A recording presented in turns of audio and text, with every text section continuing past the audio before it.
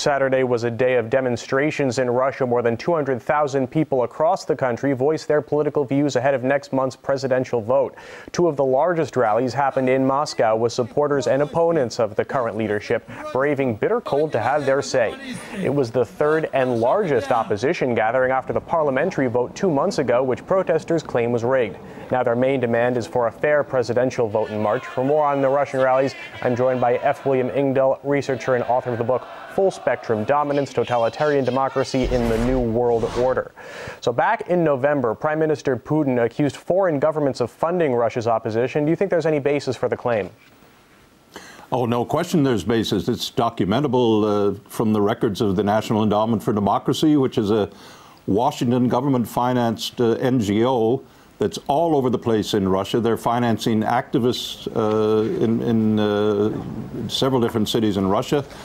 They're financing people like the famous blogger Alexei, quite involved in this meddling in Russia's election. All right, we lost your signal briefly there, but hopefully you'll be able to stay with us throughout this interview. So thinking back to the latest public scandal over the video showing Russian opposition leaders leaving the U.S. embassy, reportedly after meetings with the ambassador, do you think that foreign involvement, in fact, could turn a public mood against the opposition? If the public informs itself on what's going on, I think it quite well could backfire on Washington. They're trying to do the same template they used in Ukraine with the Orange Revolution, in Georgia to bring Saakashvili into power as a pro-NATO president in that country. And I don't think it'll work in Russia. Whatever mistakes the Putin tenure has brought with it and whatever discontent is, I think there are a lot of things that have significantly improved over the last years since the time of the Yeltsin era. But that really isn't the point. The point is, U.S. interference in internal Russian election affairs is something that ought not to be tolerated, and it's quite right not to tolerate it. Who do you think Western countries would prefer to see as the next Russian president? Oh, well, the cast of opposition people that they're financing and backing are a pretty dubious lot.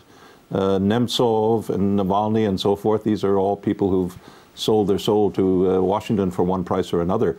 I think really their expectation is to create as much internal unrest in Russia as possible to distract the prospective new Putin presidency at a time when Russia is going to face challenges with the missile defense, with the destabilization of the Assad regime in Syria, the attempt to create regime change in Iran, and throughout the Middle East and Eurasia to try to divert any incoming Russian government from dealing with these crises.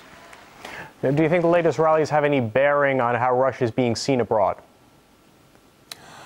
I don't think it's having a huge bearing. The Western media has so painted Putin black since his Munich speech in 2006, where he correctly identified the purpose of the missile defense program of Washington as an attempt aimed at Russia and a very strategically devastating attempt at Russia.